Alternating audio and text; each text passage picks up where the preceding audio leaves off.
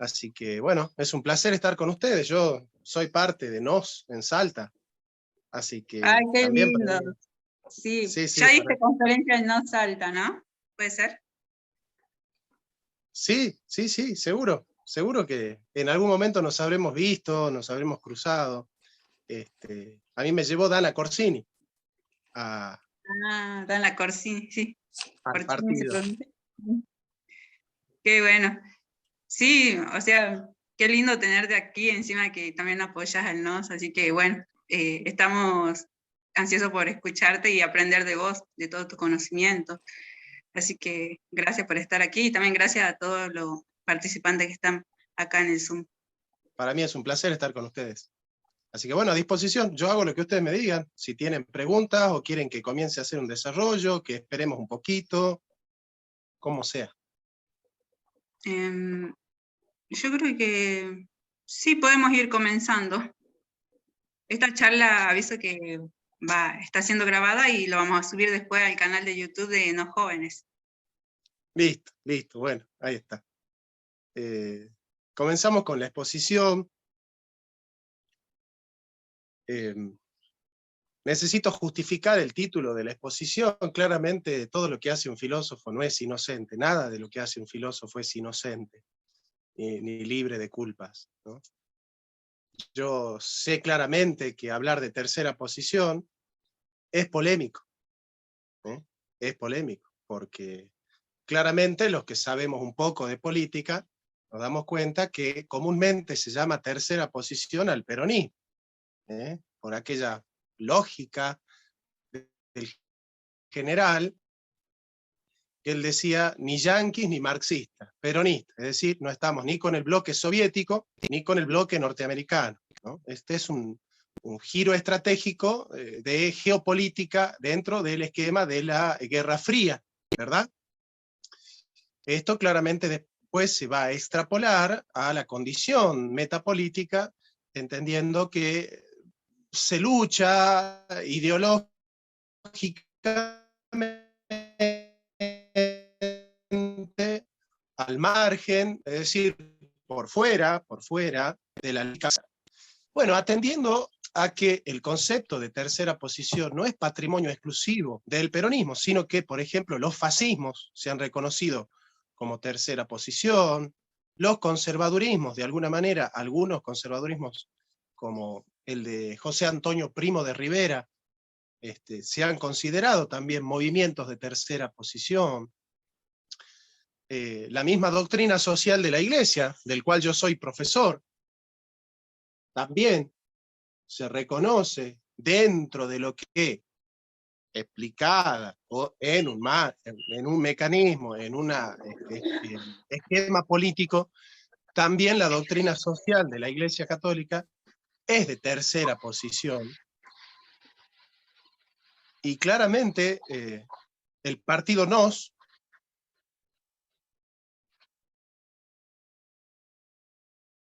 con su, de alguna manera, proyecciones, con sus influencias, también es un movimiento de tercera posición. Es decir, el partido NOS no tiene una doctrina liberal, no es liberalismo el partido NOS, tampoco es socialismo. Entonces, aún con sus amplias influencias y con sus matices, el partido NOS también es de tercera posición. La doctrina social de la Iglesia es tercera posición, los fascismos son tercera posición, los neoconservadurismos son tercera posición, hasta yo podría decir que la nueva derecha del AGE es tercera posición, en el sentido de que ya no pertenece a esa escuela austríaca, la trasnochada escuela austríaca, ¿no? Entonces, claramente, acá yo quiero calmarlos un poco, que cuando nosotros hablamos de tercera posición, no hablamos exclusivamente desde el peronismo. Y había un micrófono ahí encendido, vamos a tratar de dilucidar quién es, no sé si será Pablo o Nico, que tienen los micrófonos encendidos. Sí, o Pablo o Nico, que son los únicos dos que tienen el micrófono encendido.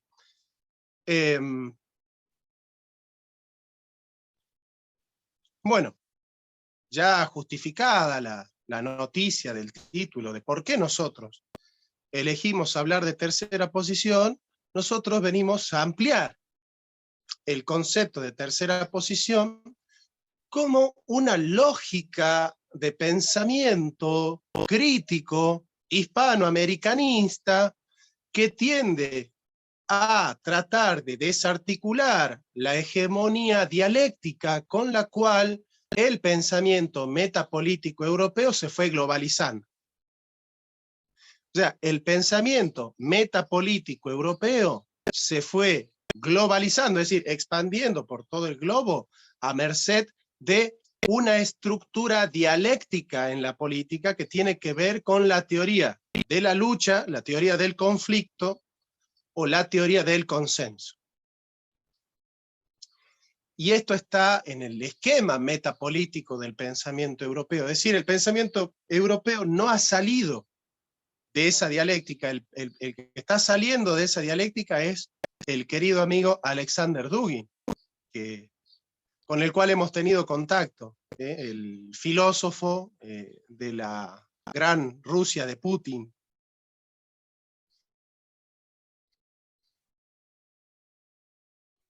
Pero en general, propiamente Rusia no vemos por Europa, ¿verdad?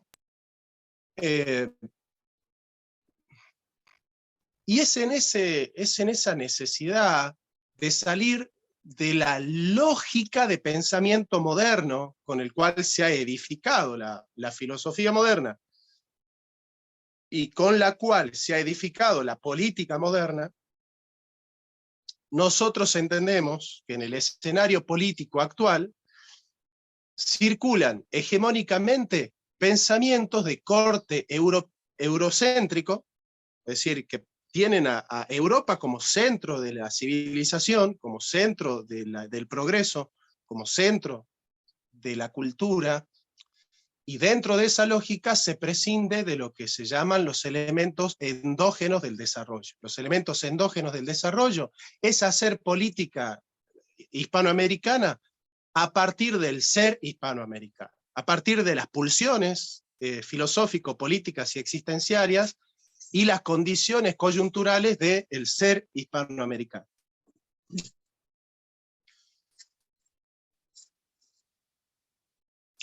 Y claramente nosotros podemos hacer política importando elementos foráneos, ideológicos foráneos, y podemos hacer política entendiendo el ser argentino. El ser argentino. Hay un filósofo argentino muy bueno que se llama Hernández Arregui. Él habla de la forjación de la conciencia nacional. Por ahí lo debo tener en el libro. Ahí está. La formación de la conciencia nacional, de Hernández Arregui, un gran teórico del nacionalismo argentino.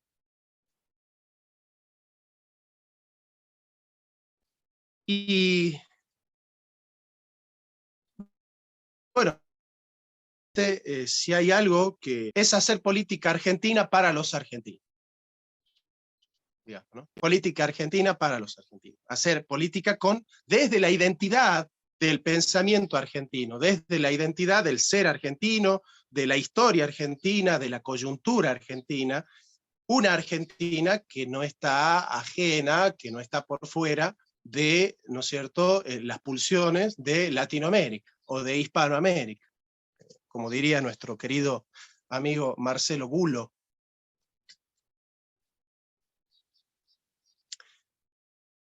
Entonces, ¿en qué consiste la teoría del conflicto? La teoría del conflicto, que surge dentro del marco metapolítico de un filósofo alemán llamado Fichte, la lógica intersubjetiva implica la conciencia de un yo en dialéctica con un no yo, es decir, una identidad en dialéctica con una diferencia. Entonces, se construye una identidad en oposición con otra identidad. Una identidad se hace traslúcida en función de una contradicción con otra identidad. Esa pulsión de identidades que se convierte en dialéctica de oposiciones que luego Hegel, Friedrich Wilhelm Hegel, va a llamar la dialéctica del señorío y la esclavitud, ¿no? La famosa dialéctica de Koyev, de la dialéctica del amo y el esclavo. La oposición entre izquierda y derecha, la dialéctica conservadora y progresista, tienen que ver con haber estructurado un pensamiento metapolítico en base a la teoría de Fichte, digamos. Vamos a decirlo claramente, todos los pensamientos políticos hegemónicos en la actualidad en el mundo son fichtianos, vienen de Fichte. ¿Y en qué sentido decimos eso? Que todos tienen esa lógica de la identidad. Es decir, que nosotros somos esto porque estamos en contra de esto otro. Nosotros defendemos este pensamiento porque estamos en contra de este otro pensamiento. Esa vendría a ser como edificar tu identidad en base a tu enemigo, en base a quien enfrentás. Y esto es, si me permiten, la peor estrategia que podemos elegir para hacer política. Y les dije que un filósofo incomoda, y yo vine para incomodar. Es decir, nadie me viene a buscar a mí para que yo diga verdades reconfortantes. Un filósofo lo que tiene que hacer es confrontar. Pero confrontar develando la estructura de la realidad. Y la estructura de la realidad es que nosotros hacemos política en base a un confrontamiento con la izquierda, con la nueva izquierda, digamos. Eso es lo que a nosotros nos mueve. Es decir, nosotros podemos estar en confrontación con miles de cosas, pero todos estamos de acuerdo en que odiamos a la nueva izquierda, digamos, ¿no?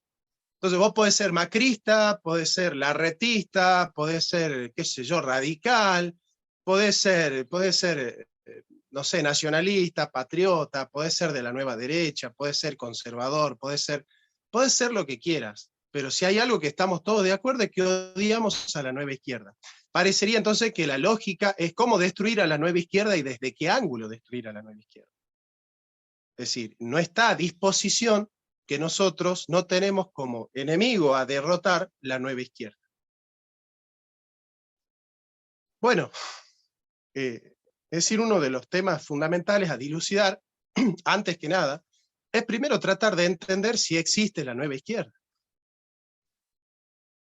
Para eso se han escrito muchos libros sobre eso, ¿no? Yo en particular he escrito uno, que por ahí debe andar. Marx estaba en contra del aborto, y yo tomo la agenda de la nueva izquierda y la voy a buscar en el pensamiento de Marx. Yo voy a buscar en el pensamiento de Marx, no la ideología de género, que en ese momento no existía, sino principios filosóficos que sean consonantes con la ideología de género. No fui a buscar un pensamiento sobre el aborto, fui a buscar pensamientos filosóficos y principios éticos y antropológicos que sean consonantes con el aborto, que sean consonantes, que vayan de acorde a la agenda abortista. Con respecto a la ideología de género, yo encontré en Marx a un filósofo que no solamente no es consonante con la ideología de género, no solamente a un filósofo que no es consonante con la ideología de género, sino a un filósofo que abiertamente está en contra del tipo de filosofía que nos lleva a la ideología de género. Es decir, el tipo de filosofía que desarrolla Marx y toda la izquierda que de él viene, ha desarrollado una lógica discursiva y un esquema metapolítico que abiertamente está en contra del tipo de filosofía que deviene en la ideología de género. Yo lo voy a decir claramente a esto. Lo voy a decir claramente porque no hay otra forma de decirlo, ¿sí? La La ideología de género surge de una estructura filosófica liberal. Es dentro de la lógica del liberalismo, no de cualquier liberalismo, no de lo que se llamaría un paleolibertarianismo, sino del liberalismo clásico filosófico, la filosofía liberal. No de la economía liberal, sino de la filosofía liberal, sobre todo Immanuel Kant, John Locke, y bueno, y tantos otros, ¿no? Que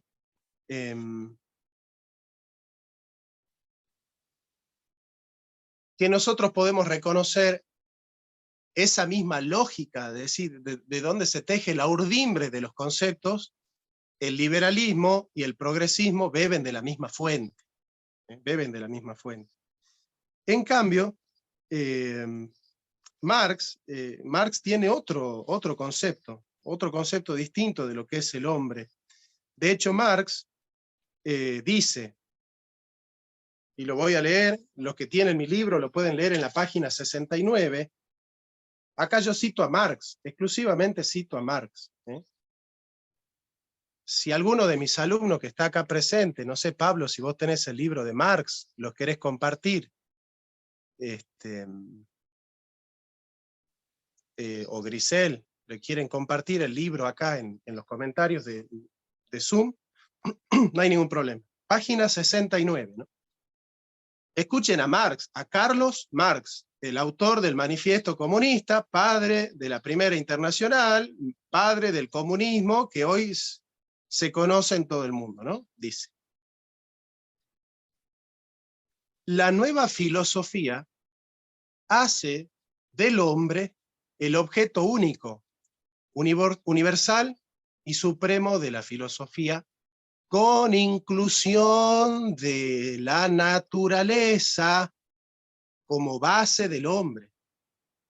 Es decir, base de la antropología, la ciencia universal con inclusión de la fisiología. Para Marx, la genética y la fisiología del hombre es fundamental para la esencia del ser humano. Pero sigamos. Dice Marx: la conciencia, criticando a Hegel, ¿no?, jamás podrá ser otra cosa que el ser consciente, y el ser de los hombres es su proceso vital real. Y miren lo que dice, ¿no? Vamos a suponer que nosotros decimos que la ideología de género es una ideología que supone que el hombre es lo que autopercibe ser. Que el hombre es lo que autopercibe ser. Entonces se acerca un filósofo a decirle: Marx, oiga Marx, usted sabe que nosotros predicamos que los hombres son lo que piensan ser, que los hombres son lo que dicen ser, que los hombres son lo que autoperciben ser. Miren la respuesta de Marx ante ese supuesto diálogo que podría existir entre la nueva izquierda y el pensamiento de Marx. Respuesta de Marx a tal postulado que está en sus textos de filosofía. Página 84. No se parte de lo que los hombres dicen, se imaginan, se representan, ni tampoco de lo que el hombre dice ser, imagina o percibe ser, para desde allí acceder al hombre de carne y hueso real. Se toma pie en el hombre realmente activo y a partir de su proceso vital real, se expone la evolución de los reflejos y ecos ideológicos de este proceso vital. ¿Qué está diciendo Marx?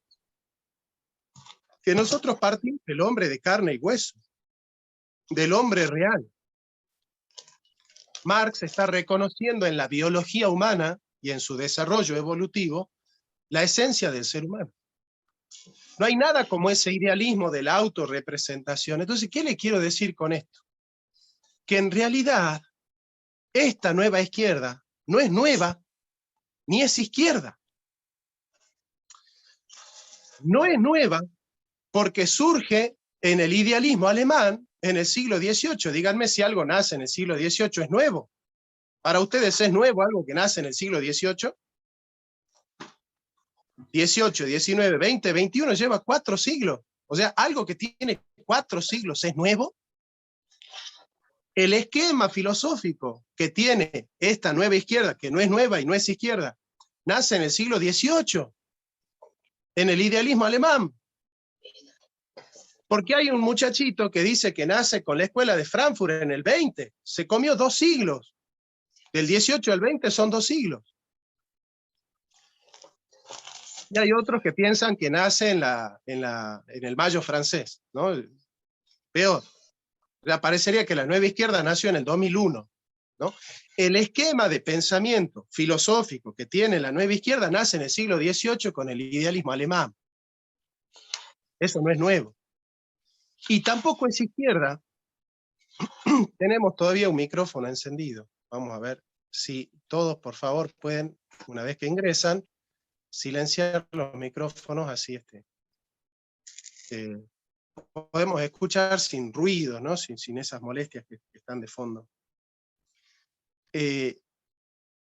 Tampoco es izquierda por 2 razones fundamentales.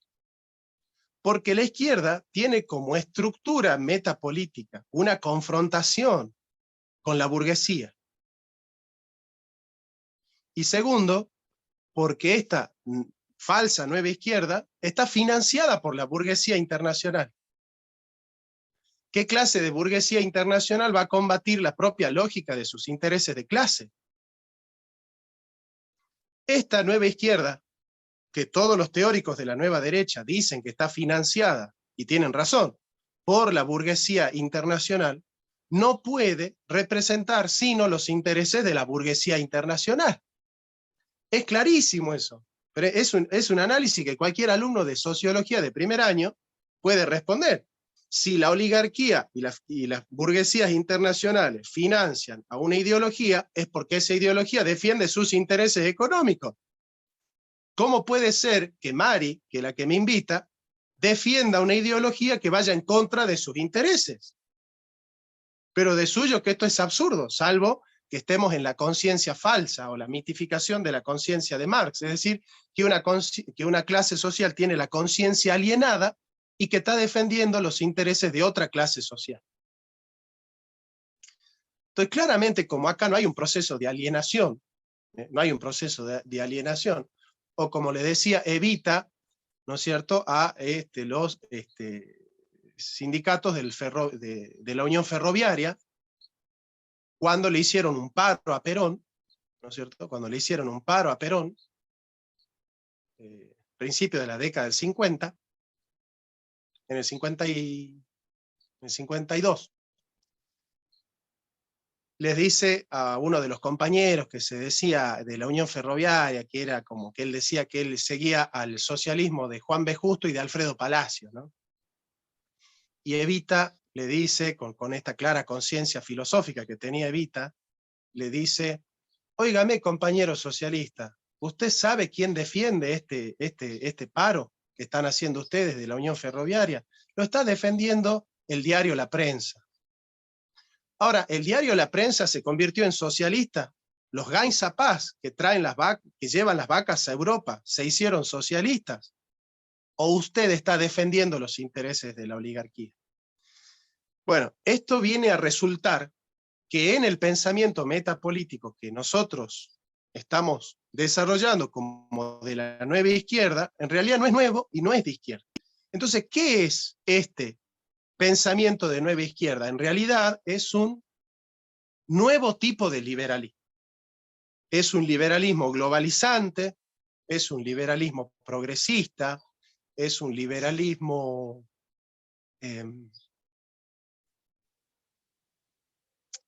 cosmopolita, es un liberalismo degradante, es un liberalismo estatista, pero es un liberalismo, es un tipo de liberalismo. Está dentro de la familia de los liberalismos, esta nueva izquierda. Por eso ustedes me van a escuchar a mí en mis videos, que yo le llamo a esta nueva izquierda en realidad neoliberalismo. Ellos son los verdaderos neoliberales. Ellos son los neoliberales.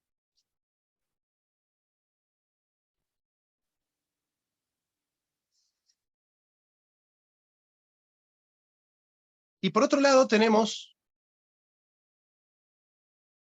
una nueva derecha, al cual se inscribe la mayoría de ustedes seguramente, o no, ojalá que no, pero imagino que la mayoría de ustedes se adscribe o se inscribe en la nueva derecha, en esa lógica de que nosotros tenemos que elaborar, que diseñar un pensamiento metapolítico que confronte con la nueva izquierda.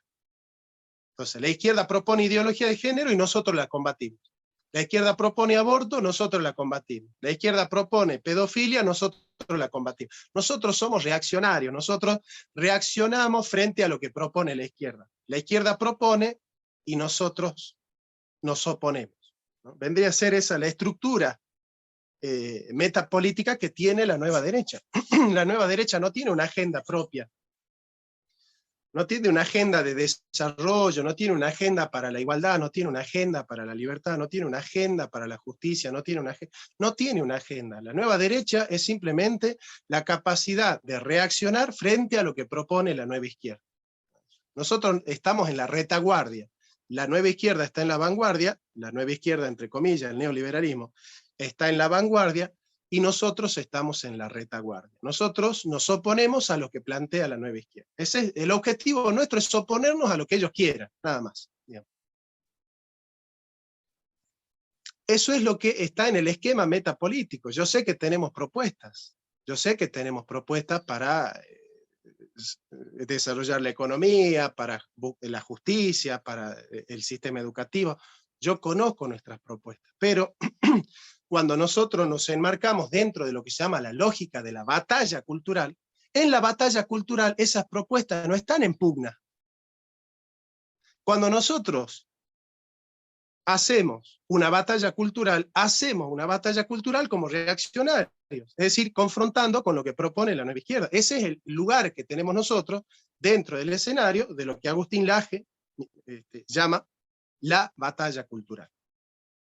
Que son temas que me he cansado de hablar con Agustín Laje. O sea, Agustín Laje y yo hemos charlado miles de veces sobre estas temáticas. Bien. Entonces tenemos a un neoliberalismo financiado por las oligarquías financieras internacionales, eso lo explica muy bien Marcelo Gullo en la insubordinación fundante, y por otro lado tenemos a la nueva derecha. Características en común que tienen estos dos tipos de pensamiento. Los dos vienen de la Revolución Francesa. El esquema de la confrontación, la lógica, el esquema de la confrontación entre la izquierda y la derecha nace en la Revolución Francesa, porque los revolucionarios de la Revolución Francesa se reunían, la burguesía francesa se reunía en el monasterio de los jacobinos. En el monasterio de los jacobinos se sentaban a la izquierda y los giroldinos en el lado derecho. Entonces tenías los moderados, que eran los giroldinos, y tenías los radicales, que se sentaban en el lado izquierdo. Entonces ahí surge en la Revolución Francesa la lógica de la izquierda y la derecha. Fíjense, Revolución Francesa que estuvo diagramada.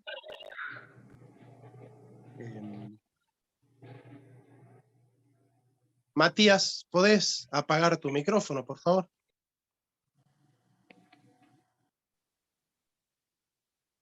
Bien. Y eso que son mis alumnos, yo a mis alumnos les digo, entrar a un Zoom con el micrófono encendido es como entrar en la casa de una familia y no saludar al padre de la familia. Ese ya forma parte del manual de las buenas conductas que tenemos nosotros, lo que usamos Zoom. Lo primero que hace uno cuando ingresa a una sala es apagar el micrófono. Bueno.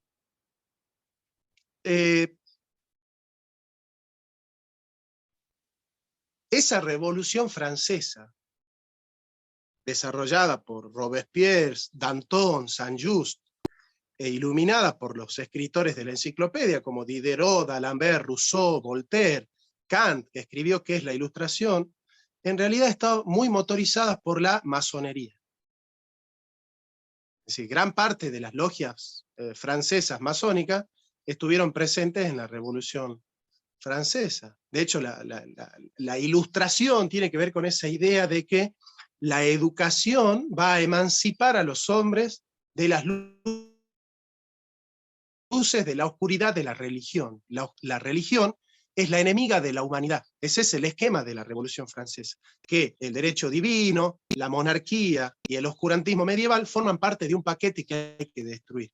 Es decir, ¿por qué la sociedad es pobre? ¿Por qué es católica? ¿Y por qué es católica? Porque es medieval y porque guarda tradiciones medievales. Entonces hay que destruirla a la iglesia, hay que destruir el cristianismo, hay que destruir las monarquías y el derecho divino del cual la monarquía bebe.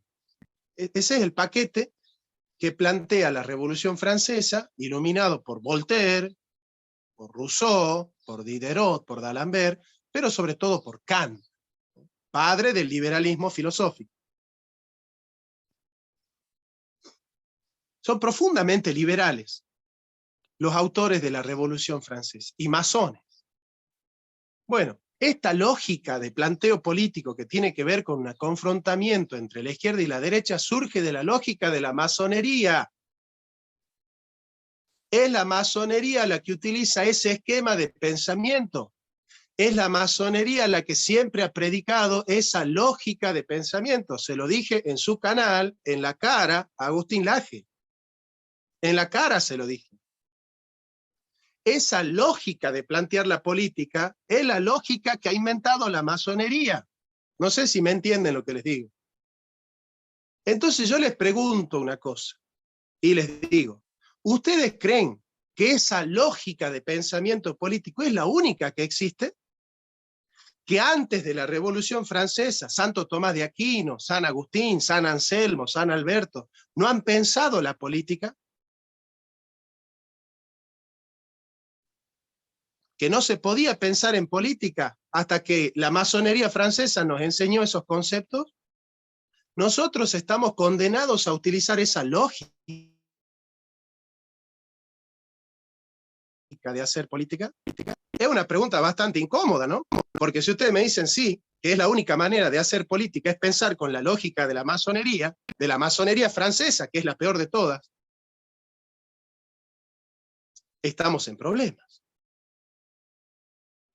¿Qué clase de pensamiento nacional puede surgir tratando de emancipar a la Argentina con una lógica masónica de Francia? Bueno, es raro, es rarísimo. Es muy raro. Siempre que se hable en conceptos de izquierda y derecha, se habla en conceptos modernos y conceptos eurocéntricos, no solo europeos, sino eurocéntricos. ¿Por qué? Porque nacen de Europa para Europa. La doctrina social de la Iglesia no es eurocéntrica, porque nace del mundo para el mundo. La doctrina social de la Iglesia es un pensamiento para todo el mundo, no es un pensamiento que utiliza categorías europeas.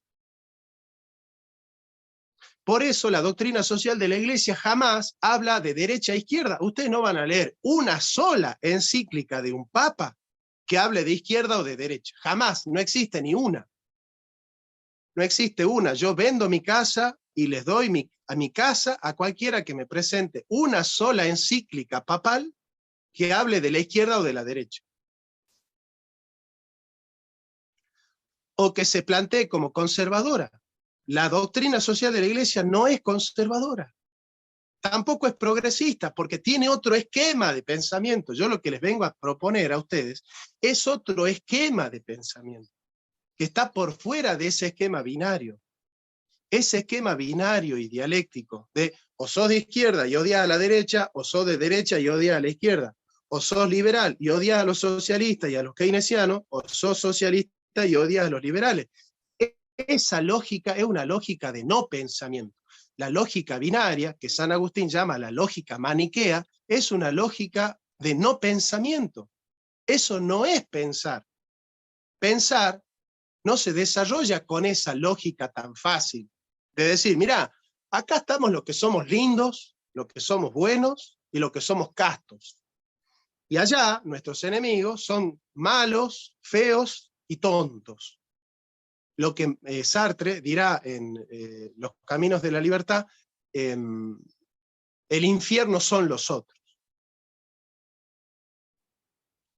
Entonces, ¿con qué esquema de pensamiento, qué filósofo tenemos nosotros en la Argentina, por ejemplo, que siguiendo el esquema de la doctrina social de la Iglesia y del pensamiento social católico, ha podido desarrollar otro esquema de pensamiento? Bueno, el primer filósofo de la historia que a nosotros nos enseña a pensar por fuera de esas categorías, el primero de todos, el más grande, ¿no? El primero, el más grande también, Santo Tomás de Aquino. Santo Tomás de Aquino, y en esa lógica, una escuela española muy interesante, que es la Escuela de Salamanca. La Escuela de Salamanca, desarrollado con Francisco de Vitoria, el autor de el derecho de gentes, que es el que triunfó contra Ginés de Sepúlveda en los debates de Salamanca con respecto al tratamiento que merecían los indígenas en Hispanoamérica. Y en la Argentina tenemos el mejor filósofo político de todos, que es Arturo Sampay. Arturo Sampay. Arturo Sampay, que escribió Introducción a la teoría del Estado, fundamentos de derecho constitucional, de derecho político.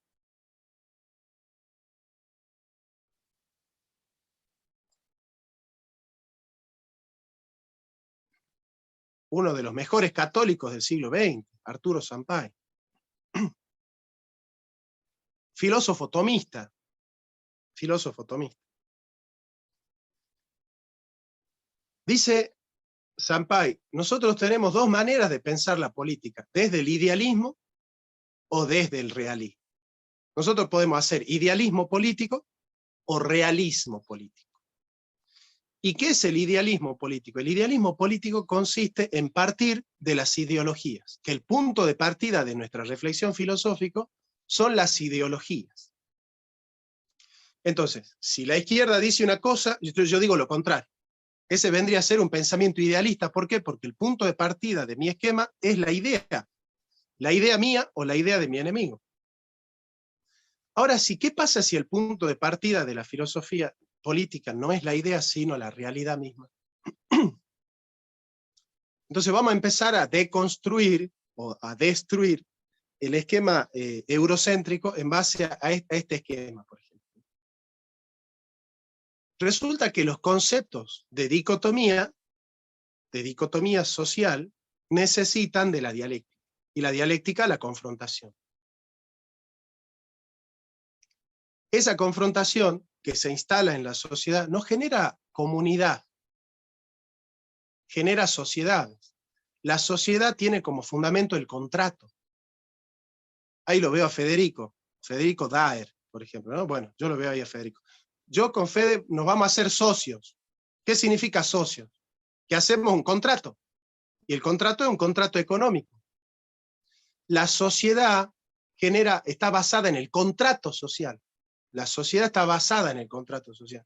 Y el contrato social le pone precio a la vida humana.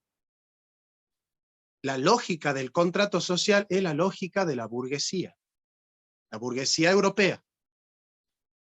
Nosotros, los humanistas cristianos hispanoamericanistas, no hablamos jamás de sociedad. Hablamos de comunidad. Porque lo que cohesiona a un grupo de individuos dentro de una comunidad son principios y valores. Y lo que cohesiona a una sociedad es un contrato. Entonces nosotros hablamos de que la cohesión de los individuos está desarrollado en el marco de una comunidad que tiene en común, de ahí viene la palabra comunidad, tener algo en común. ¿Qué es lo que tenemos en común? Principios y valores. Que para nosotros son los principios y valores del occidente cristiano. Del occidente cristiano, que es mucho más viejo que la Revolución Francesa. Quédense tranquilísimos que hasta antes de la Revolución Francesa se pensaba la política y la economía perfectamente. No es que la humanidad nació en la Revolución Francesa y que en la Revolución Francesa nacieron los derechos humanos, la política, la economía, no, eso es parte del manual que se ha creado, ¿no? De que si nosotros hablamos de derechos humanos, tenemos que hablar de la Declaración Universal de los Derechos Humanos en la Revolución Francesa. ¿Y cómo hicieron los españoles para humanizar, los jesuitas, ¿cómo hicieron para humanizar a los indígenas si no tenían una teoría de los derechos humanos? Es absurdo pensar que los derechos humanos nacen con la Revolución Francesa. Nacen con la escolástica neotomista. Bueno, pero es que hay que empezar a hacer todo de nuevo. Es el trabajo de nosotros, es deshacernos de toda esa lógica y empezar a pensar de nuevo las cosas. Entonces, si no hay clases sociales, porque no hay sociedad, no hay clases sociales, porque las clases sociales están dentro de una lógica de lucha de clases. Y nosotros no podemos hablar de lucha de clases. ¿Por qué? Porque para nosotros no existen las clases sociales. ¿Qué existen? Los grupos. Y los grupos sociales son bien definidos. Los grupos comunitarios son bien definidos. ¿Por qué? Porque están cohesionados bajo la lógica del trabajo. La ama de casa, el peón rural, el desocupado, el desempleado, el empleado estatal, están dentro de una lógica de trabajo. Y son grupos sociales. Entonces nosotros, cuando hacemos política para grupos sociales y no para clases sociales. Y no hablamos de lucha de clases, sino de acuerdo de grupos. Nosotros vamos a hacer política en base al acuerdo de grupos. Nosotros queremos que esos grupos se cohesionen, se articulen como una comunidad organizada, que la comunidad se organice. Bueno, ¿cuál es el criterio a través del cual una comunidad se organiza? El criterio de la organicidad. La organicidad es que la comunidad es un ser vivo, es un cuerpo vivo que tiene su propia lógica, que tiene sus propios conflictos. Nosotros no hablamos de lucha, sino de conflictos, y no hablamos de consenso, sino de acuerdo. Y en ese esquema, que no tiene que ver solo con la semántica, sino con toda una comprensión de la sociedad, el que articula a los grupos sociales es un proyecto nacional. Es un proyecto, si vos no tenés un proyecto nacional, no podés articular los grupos de la sociedad. Los grupos de la comunidad no se articulan si no hay un proyecto nacional. Ahora, el proyecto nacional es antiimperialista, de entrada, ¿no? Así les digo, el pensamiento hispanoamericano, criollo y católico es antiimperialista. Las encíclicas católicas todas son antiimperialistas. No hay nada más imperialista que el pensamiento católico. Es antiliberal, es antiimperialista, es antiliberal, ¿no es cierto? Antiliberal.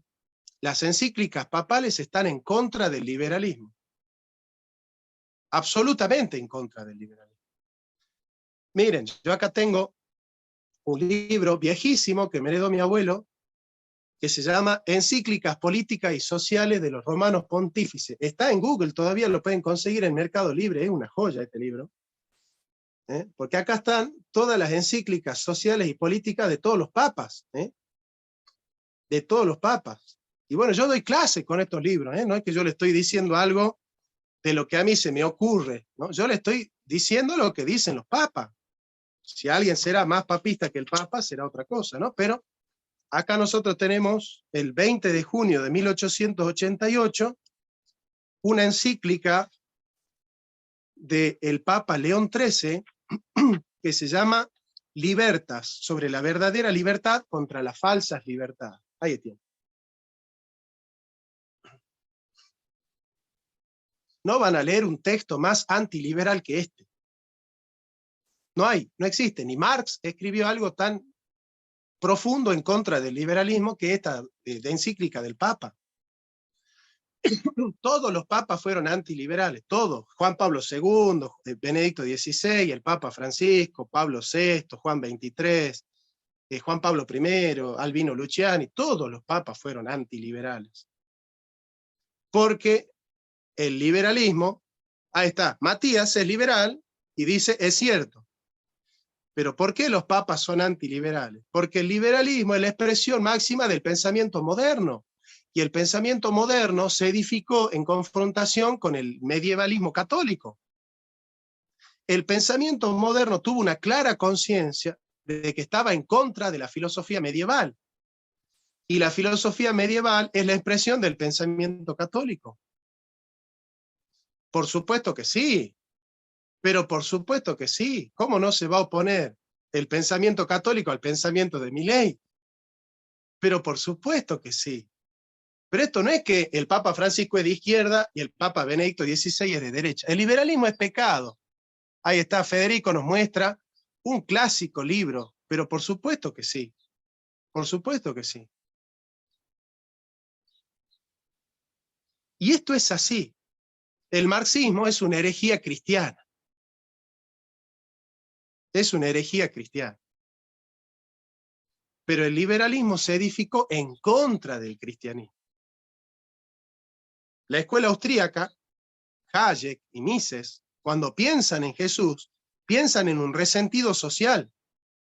Piensan en el cristianismo como el enemigo que hay que destruir. Esa es la lógica de la escuela austríaca que defiende Milei. Por eso Milei, ¿dónde terminó? En el judaísmo. Milei se hizo judío y está estudiando la Cábala y la Torá. De hecho, él dice, y pongan en YouTube, Milei dice que dentro de 4 años se va a retirar a un, no sé, a un convento, no sé dónde, a estudiar la Torá judía. Porque bueno, el Talmud no condena la usura. La Iglesia Católica siempre ha condenado la usura. Pero bueno, son cosas de las cuales podemos charlar y que ese libro, el liberalismo es pecado, desarrolla muy bien. Entonces, ¿qué les quiero decir? Que el esquema metapolítico del cual nosotros partimos, es la realidad, y no lo que se dice de la realidad. Son los hechos y no los conceptos. Son los hechos y no los conceptos. Entonces, ¿cuáles son los hechos? Los hechos es que nosotros no podemos resolver a priori ningún problema. Nadie es nuestro enemigo a priori. A priori es que no hay nada mejor para un argentino que otro argentino. A priori tenemos un principio cristiano. Nosotros no luchamos ni contra carne ni contra sangre, sino contra principados y huestes celestiales. Entonces, ¿cuál es el problema de todo esto? Que nosotros no podemos permitir que estos discursos de división, de fragmentación y de ruptura social se instalen en el tejido social de Hispanoamérica, porque nosotros necesitamos una Hispanoamérica que sea una comunidad, y la comunidad está unida, no está fragmentada. ¿Se entiende? Entonces, si ustedes predican la ideología, ahí la veo a Jimena Quintero, por ejemplo, donde la prima de Jimena que se pone el pañuelo verde es la enemiga de Jimena, entonces ya no se puede hacer política. Nosotros no podemos hacer política católica, no podemos hacer política realista, no podemos hacer política humanista y cristiana, bajo la lógica de que Jimena es enemiga de su prima. No sé si me entienden. O de que el papá de Jimena es kirchnerista, entonces es su enemigo, y que ella lo tiene que humillar y destruir. ¿Me siguen lo que le estoy diciendo? El principio de la vida social para el realismo cristiano que predicamos nosotros es la paz social, es la amistad social. De hecho, el primer capítulo de ese libro, el primer capítulo del libro que tiene Federico Daer, dice que el liberalismo está edificado bajo el concepto de lucha por la vida y de que el hombre es un lobo para el hombre. Entonces, la lógica moderna es la lógica del conflicto.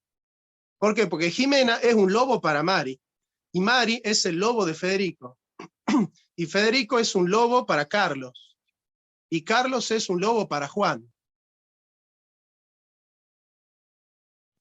¿Y qué les parece? ¿Eso es lo que dice el Evangelio? ¿Que el hombre es un lobo para el otro hombre? El hombre es hermano del otro hombre. Aristóteles, en el libro sexto de la Ética Nicómaco, dice, el hombre es un amigo del otro hombre. Entonces, el principio de la vida social para nosotros, los tomistas, es la amistad social. Ese es el principio de la vida social, que nosotros tenemos que sembrar pensamientos de amistad social, para suturar las heridas que vienen haciendo los masones hace 400 años desde la Revolución Francesa. No sé si me van siguiendo hacia dónde quiero llegar. Porque ustedes no piensen que solo la izquierda está fragmentando a la sociedad, ¿no? No piensen que solo la izquierda está rompiendo el tejido social. ¿Ustedes piensan que Manuel Danan no está rompiendo el tejido social? ¿Ustedes piensan que aquello que están haciendo, la lógica de la nueva derecha, no están rompiendo el tejido social? Son temas que yo hablo con Agustín cara a cara, o sea, hablamos por teléfono, por llamada, por WhatsApp, por donde sea, lo hablamos al tema. No son temas que si Agustín Laje me escucha decir esto, Agustín Laje va a decir, che, es una novedad para mí lo que dice Jonathan, la verdad que yo no sabía que Jonathan piensa así. Es un tema que siempre lo predico, en todos lados lo predico. Entonces nosotros que tenemos el principio de la vida social, que es la amistad social, hay tantos libros sobre esto. Bueno, es que lo que pasa es que si nosotros leyésemos más las encíclicas de los papas, nada más, leer un poquito más las encíclicas. Hay católicos que leen más la escuela austríaca que a sus propios papas. Es increíble eso, pero es así. Vamos a entender entonces que el acuerdo, que la amistad, que la paz son fundamentales. Nosotros ahora tenemos una nueva derecha que está militando por la libre portación de armas, que está militando por la venta de órganos. Todo aquello que siembra en la comunidad la desunión, el conflicto, la lucha. Esa es la lógica de la fragmentación, esa es la lógica del conflicto. Tanto la izquierda como la derecha están instalando en el mundo la lógica del conflicto. Y nosotros tenemos que suturar esas heridas, porque no es que nosotros no tenemos una lucha, pero nosotros no luchamos ni contra carne ni contra sangre. ¿Quién dice eso?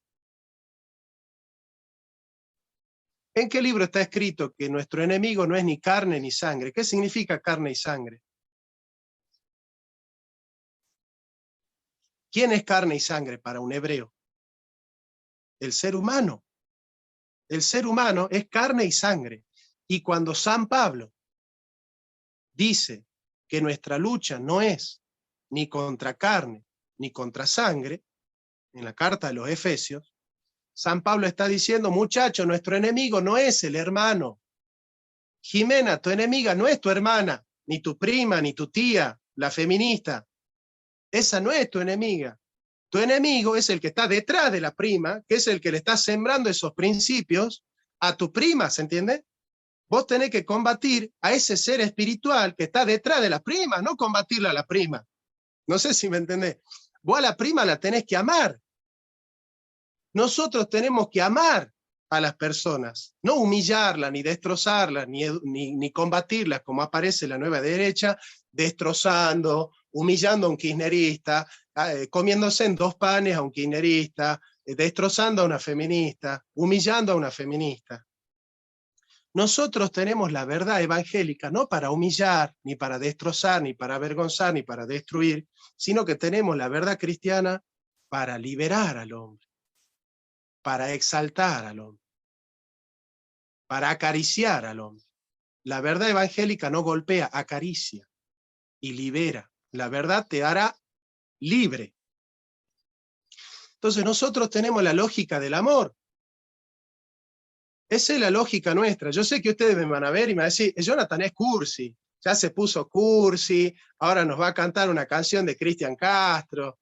No tiene nada que ver con la cursilería, tiene que ver con que nosotros hacemos política desde el amor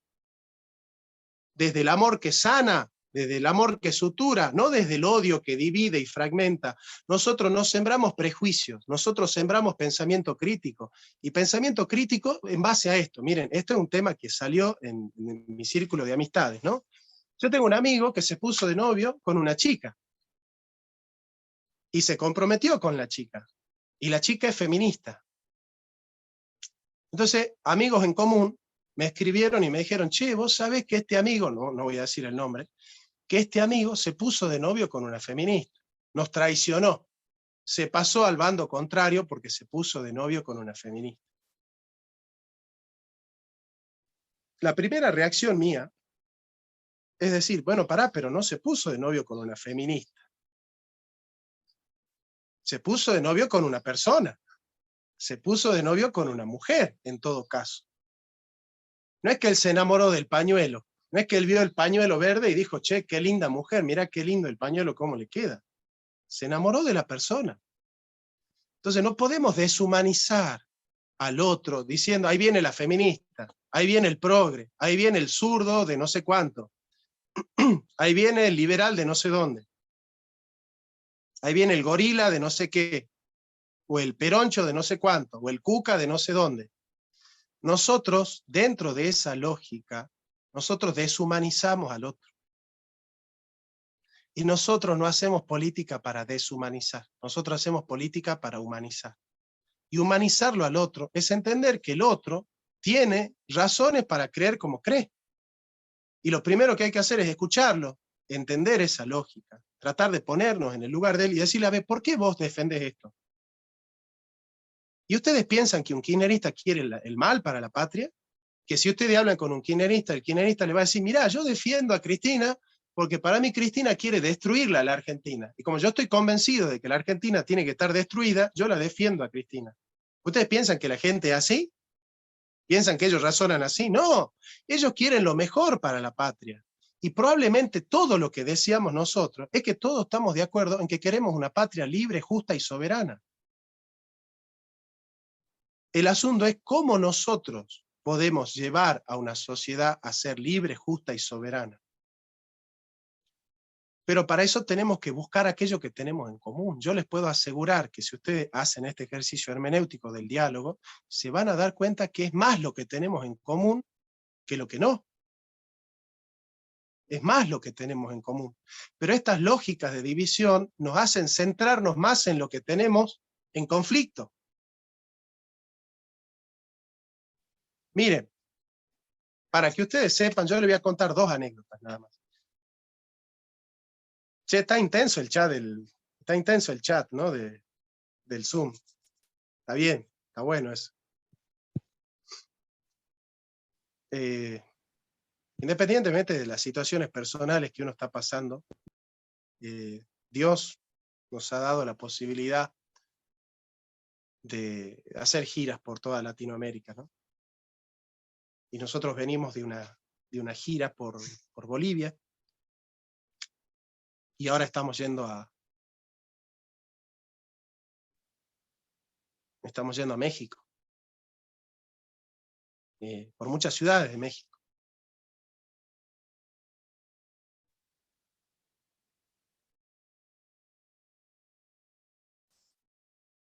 Y nos tocó ir a Santa Cruz, a Bolivia.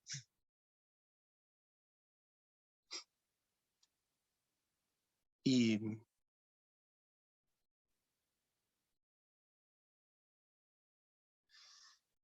en Santa Cruz, Bolivia, nos tocó reunirnos con las feministas y el lobby LGTB que milita en Santa Cruz. Eran 30 militantes, la mayoría lesbianas, gays, transexuales, bisexuales, y toda esa rama de sexualidades, ¿no? que circulan hoy. Nos juntamos en un barcito, que era un bar liberal, era un bar que tiene una biblioteca de fondo con todos libros liberales. Y ahí nos juntamos, ¿no? Bueno. Nos servimos ahí unos chocolates, una chocolatada, un cafecito, y estuvimos dialogando durante 3 horas. Les cuento cómo termina la charla, les muestro mi libro de Marx, y les digo, muchachos, ustedes son liberales, porque solo el liberalismo puede defender al más fuerte. La izquierda defiende al más débil, y en el aborto el más débil es el niño por nacer, y comencé a explicarle la lógica de la discriminación. Para ustedes son personas todos menos los niños por nacer. Esa es una lógica de la discriminación, les dije. Ustedes quieren discriminar, ustedes creen que la izquierda nació para decir que hay seres humanos que merecen vivir y otros que no, pero estamos todos locos, ustedes no son de izquierda, ustedes son liberales.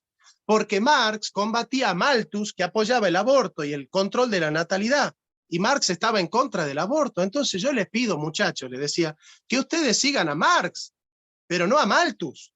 Entonces no sean abortistas, no defiendan la ideología de género, porque eso es liberalismo puro. No sé si me entienden. Bueno, ¿saben cómo terminó la charla? Terminamos todos abrazados y me invitaron a sus barrios a predicar sobre la vida. Las feministas. Guillermo Ramadán y todos los testigos que estuvieron ahí, ¿no? Porque hay miles de testigos, les pueden contar la historia. Pero ¿por qué es que uno puede tocar esas fibras íntimas? Acá en Salta, 3 mujeres líderes del Partido Obrero se hicieron pro vida. Porque nosotros no vamos con la lógica de la confrontación. Yo no las convencí de que ellas son mis enemigas. Esa no es la lógica que libera. A ellos hay que liberarlos, y si vos los convencés de que lo querés humillar y de que es tu enemigo, no lo estás liberando. Entonces, si la AGE gana el debate, la pierde a la persona, porque la está humillando a la persona. Y la verdad no está hecha para humillar, está hecha para liberar. Entonces, ¿de qué te sirve ganar el debate si la perdés a la persona? Si el objetivo tuyo no es ganar el debate, es un estúpido el que piensa que tiene que ganar el debate y perder a la persona. No sé si me entienden lo que le estoy diciendo. Yo tengo que utilizar las palabras para ganarle a la persona, no para ganar el debate. ¿De qué me sirve ganar el debate si pierdo a la persona? No sé si me entienden. ¿Qué gano yo con que todo el mundo piense que yo soy el destructor del siglo XXI si yo no gano nadie para la causa? ¿Quién es más importante? ¿El que destruye 100.000 marxistas o el que convierte a un marxista en cristiano? No sé si me entienden lo que les estoy diciendo.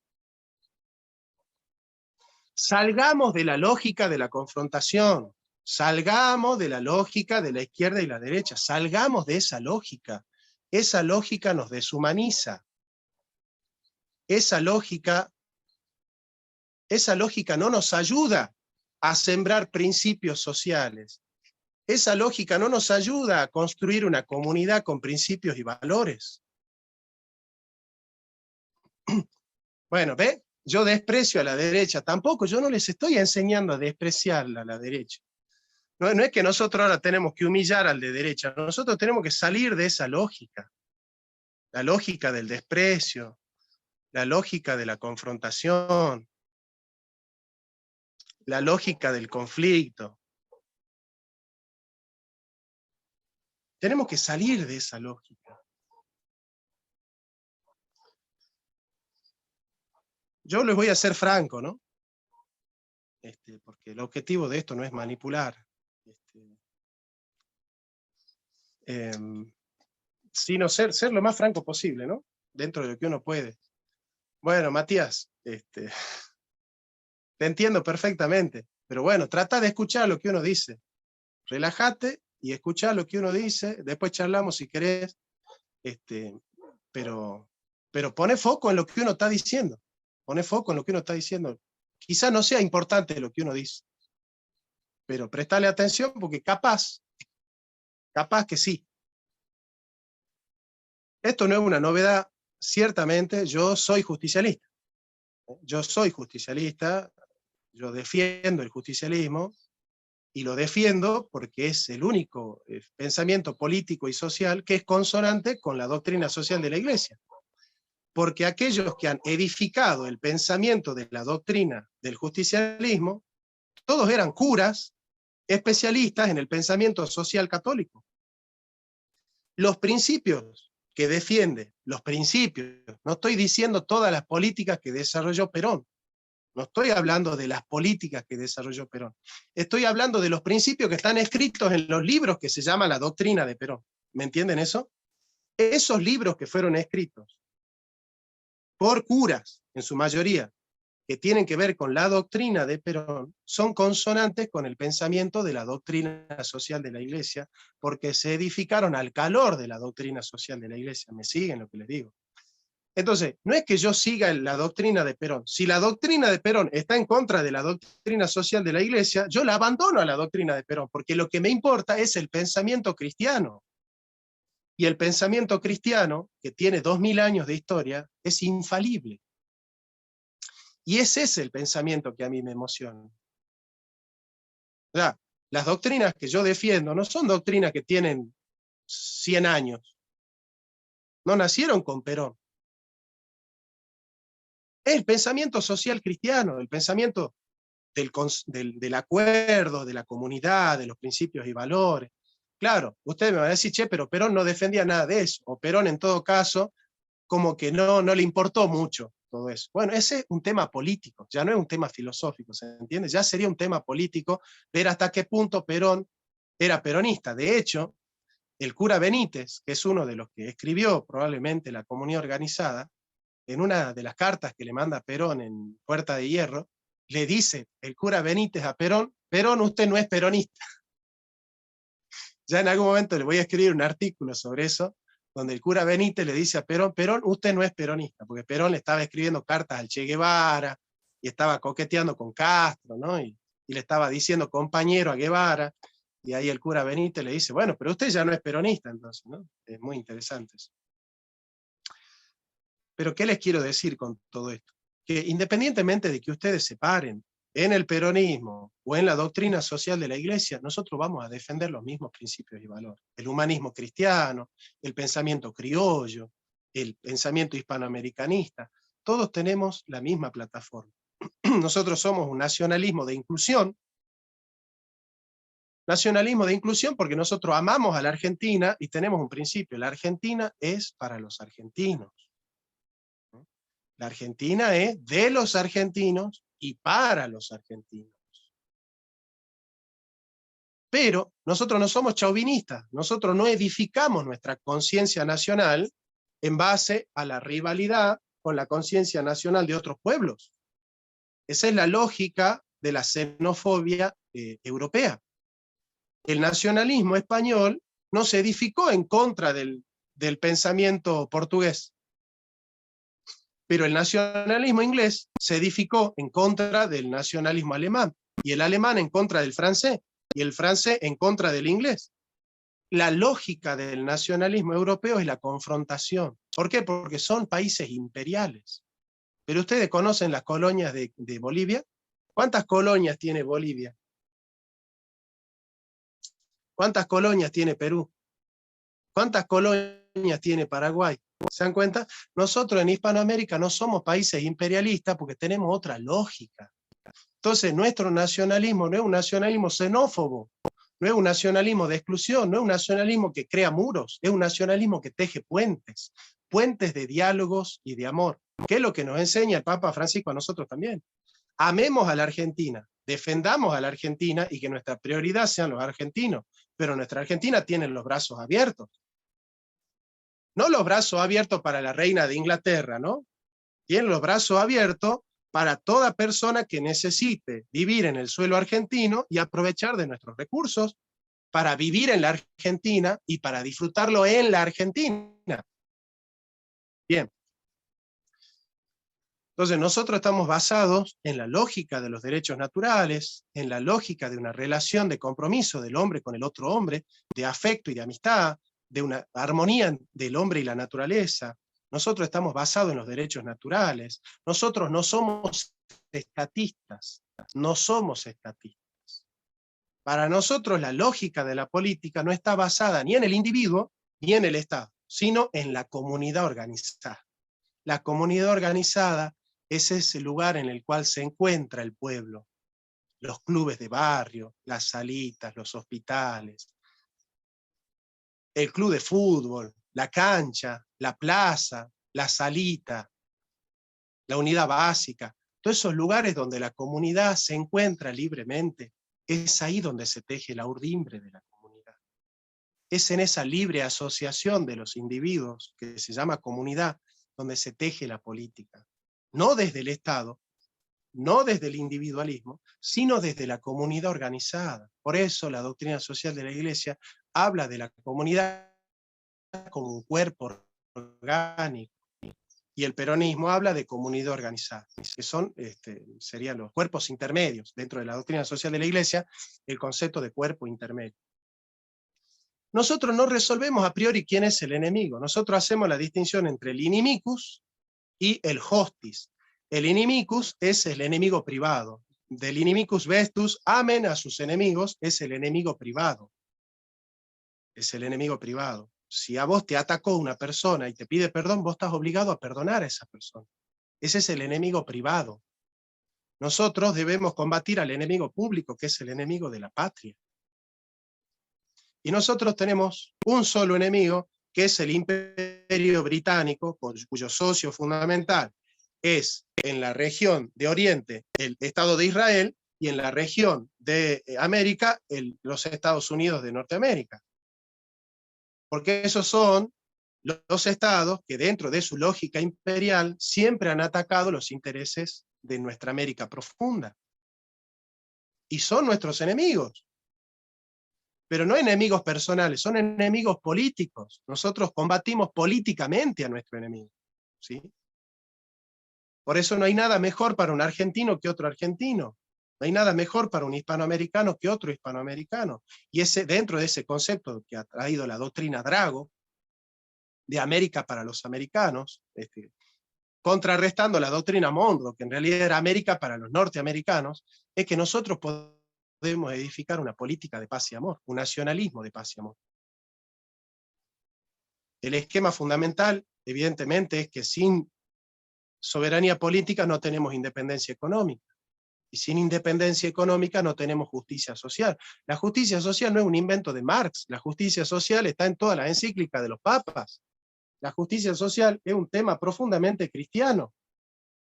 El principio de reciprocidad en los términos de intercambio, el principio de subsidiariedad, el concepto de subsidio como ayuda al que no tiene para fortalecer su autonomía como trabajador, son todos temas caros de la doctrina social de la Iglesia. ¿Cómo yo voy a apoyar a alguien que dice que la doctrina social es un robo? Si es mi iglesia la que está predicando la doctrina social. ¿Cómo yo voy a apoyar a alguien que dice que la justicia social es un robo si es mi iglesia la que ha desarrollado ese concepto? Es muy absurdo todo esto, es hasta cómico todo esto que pasa, ¿no?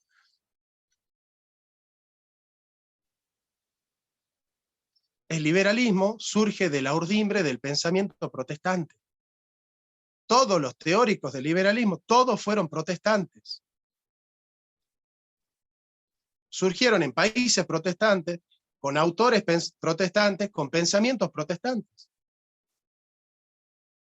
Porque el protestantismo es un cristianismo imperial. El catolicismo no es una religión imperial. Por eso, el indígena no era un esclavo, era súbdito del rey. El estatuto político del indígena no era ser esclavo, ni ser vasallo, es súbdito del rey. Entonces, hay que entender un poco la historia, hay que entender un poco la política, hay que entender un poco los principios, ¿sí?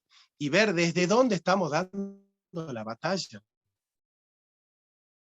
Para terminar, entonces, les digo, por favor, no sembremos la lógica del conflicto, no sembremos la lógica de la ruptura del tejido social.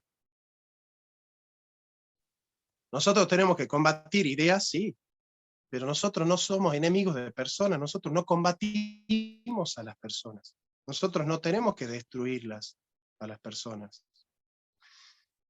En esa lógica que busca el acuerdo, que busca la amistad social, que busca restituir la paz social, nosotros vamos a edificar una comunidad organizada que sea lo suficientemente fuerte para enfrentarse a todos los imperios que quieren destruir la unidad, la armonía y la libertad del pueblo argentino todo. Por eso nuestro gran autor, que es el Martín Fierro, nos dice: los hermanos sean unidos y tengan unión verdadera en el tiempo que sea, porque si entre ellos se pelean, los devoran los de afuera. ¿Y a quién le conviene que Jimena esté peleada con su prima? A la Argentina le conviene que se estén confrontando los argentinos con los argentinos. No, vos sos un cuca, no, vos sos un macrista, no, vos sos un gorila, no, vos sos esto, vos sos aquello, vos sos una femibolche, no, vos sos esto, vos sos aquello. ¿A quién le conviene que nosotros nos destruyamos entre nosotros mismos? ¿A la Argentina le conviene que los argentinos nos odiemos entre nosotros? Yo los invito a revisar la lógica con la cual están haciendo la política, que puedan revisar hacia dónde quieren llevarla a la comunidad, y revisar que nuestra lógica no es esa lógica de o añorar un pasado que no es tan ideal, o proclamar un futuro de destrucción. Nosotros buscamos la justicia social, la dignidad humana y la libertad del hombre. Libertad que viene del Evangelio, de la humanización, de la verdad. La libertad nunca está en contra de la verdad. La libertad viene por la verdad. Y eso es lo que predicamos nosotros. La armonía, la dignidad humana, y que nadie quede afuera, que nadie se sienta excluido del profundo amor que tiene Dios para los hombres, que nadie se sienta excluido del profundo respeto que tiene la Iglesia hacia la dignidad humana, y que todos tengan los brazos y las puertas abiertas para hacer de esta Argentina un mejor lugar para vivir y para morir. Así que muchas gracias por haberme invitado, espero que hayan disfrutado de esta exposición, y bueno, estoy acá para ustedes, creo que tenemos 10 minutitos para preguntas y cosas así. Muchas gracias, Jonathan. Fue excelente tu disertación. Me encantó todo lo que hablaste y bueno, de que desmentiste muchos mitos acerca de la derecha, la izquierda y bueno, lo que nos enseña en realidad nuestra doctrina social de Iglesia acerca de la política. Bueno, estamos esperando, si alguno tiene alguna duda de la clase que dio Jonathan, puede encender el micrófono y preguntar. Bueno, yo le quería hacer una pregunta a Jonathan, que estuve escuchando la clase que me leyó ahí en el chat.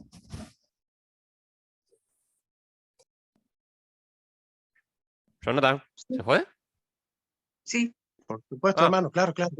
No. Entonces, hagamos lo siguiente. Yo también estoy muy en desacuerdo con destruir a una persona en un debate, porque ese no es el objetivo, sino es un intercambio de ideas, sano.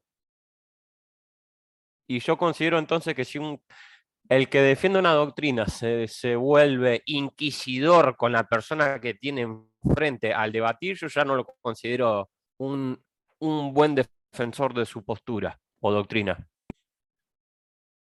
A mi criterio personal, no sé si estoy en lo correcto. Estás en lo correcto, pero los liberales en la Argentina no estarían haciendo lo que vos decís, ¿eh? ¿No son liberales? Ah, bueno, está bien. Como yo no tengo el liberalómetro, ¿viste?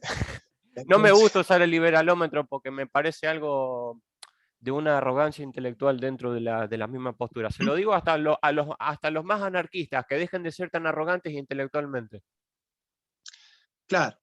Bueno, a mí no me importa tanto si Milei o qué sé yo, es liberal o no. A mí lo que me importa es que no me rompa el tejido social de los argentinos. Milei no Que es no me le liberal. que no me le enseñe a los pibes a odiar a otros pibes. No, eso está re mal. Eso Está es re lo que mal. a mí me importa, ¿viste? Mirá, buscalo a César Moreno y o sea, él sí es un verdadero liberal. Está bien, bueno, dale. Listo, joya. Veré, Era lo lo único veré. que quería Gracias, preguntar. Si Ratita. alguien tiene una duda, le doy un espacio. Gracias. Ahí está Fede. Bien. Ahí. Federico, puedes. Gracias, Mari. Gracias, Jonathan. Gracias a todos los participantes. Bueno, realmente, Jonathan, como siempre, de primera. Yo creo que todos hemos aprendido muchísimo. Yo como salteño, ustedes saben que yo nací un 15 de septiembre. Un milagro para los salteños. Un milagro, hace poco. Y al respecto de toda la temática tratada, Jonathan, yo quiero o pretendo, para el análisis, por supuesto, de todos, hacer algún comentario respecto a 2 o 3 puntitos. Cuando inicialmente hablaste de la ideología de género, del aborto, barbaridades, por supuesto, propias de esa... Disculpe que por ahí baje la mirada, pero bueno, lo tengo, he tomado nota. Propia de esa burguesía, creo que estoy totalmente de acuerdo y creo que todos debemos convencernos de esto, de esa burguesía internacional igual masónica. No hay duda que el trabajo masónico, desde hace 2000 años, cada uno lo analizará de qué manera, viene insistiendo, insistiendo, insistiendo, insistiendo, con un trabajo que no tiene ningún apuro, tiene años, centenares, siglos para trabajar. Decimos que San Martín es masónico o fue masónico, no conocemos la historia.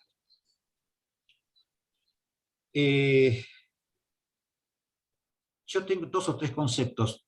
Por supuesto la filosofía, mucho no conozco, pero bueno, se me da vuelta a esta altura de la vida a la cabeza. Impresionante lo tuyo, Jonathan, realmente. A confrontar. El filósofo está muy bien. ¿Dónde estaría la naturaleza divina en todo esto? Porque todo veo que está muy humano. Todo lo que estamos conversando es todo muy humano.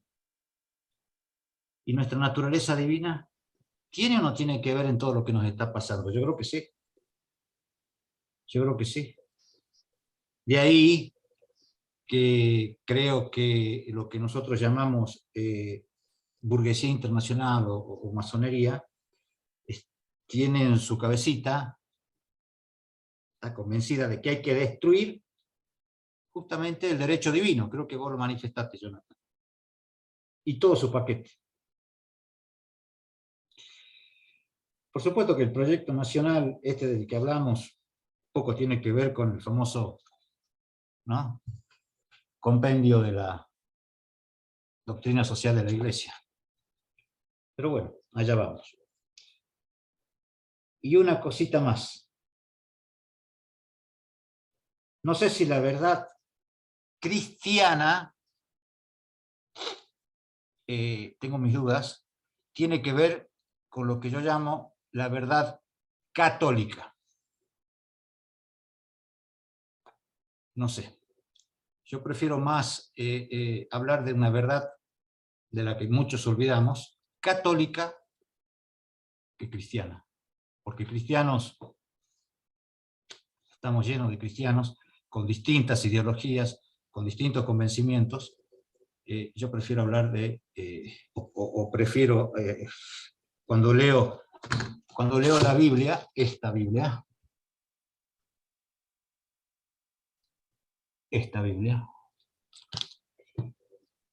de Monseñor Juan Straubinger. No, yo leo la de Straubinger. ¿Cómo? Leo la de Straubinger. Yo leo de la de Straubinger. Yo te aclaro que hablo de cristianismo. En particular, yo estoy en un momento de transición, porque yo me estoy enamorando de muchas doctrinas católicas, porque las estoy estudiando mucho. Pero yo soy teólogo reformado. O sea, yo soy, dentro del mundo calvinista, uno de los exponentes del calvinismo en Hispanoamérica. Así que de ninguna manera yo puedo hablar de catolicismo y no de protestantismo si yo soy protestante. Entonces claramente estoy hablando en un sentido amplio, pero claramente que la doctrina social de la Iglesia es la que a mí me permite abrir el horizonte. Por eso hablo desde ahí, pero no es que yo esté cerrando la puerta a decir, si no sos católico no das esta lucha, ¿no? Todo lo contrario, si la estoy dando yo a la lucha, ¿no? Así que, gracias, Fede. Totalmente, gracias a vos. Hasta luego. Gracias, gracias.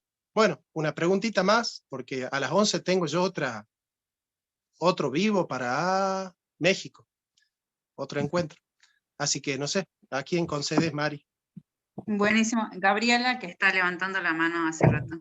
¿Cómo estás, Gabriela? Hola a todos. Gabriela. Me ha gustado mucho escuchar esta conferencia, Jonathan.